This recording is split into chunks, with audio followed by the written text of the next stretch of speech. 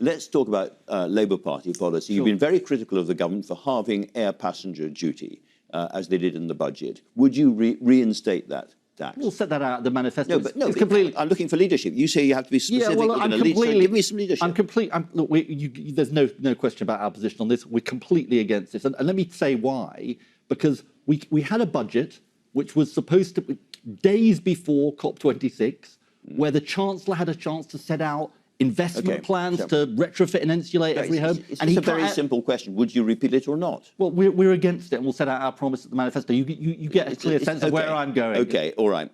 All right, I can see where you're going, but you haven't really told me yet. Let me ask you about flying more generally. I imagine that you, like me, like most people, came here by train. The UK is not a very, very big country. Do you think we have to get rid of internal domestic flights more or less completely? I mean, not completely, but as much as we possibly can, which is why the domestic air passenger duty decision was the wrong decision.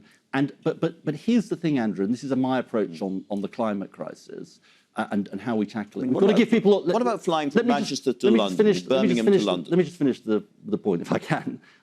We've got to give people alternatives. You see, the really regrettable thing about Rishi Sunak's budget, he could have been investing in public transport. He could have been investing in train services, in bus services.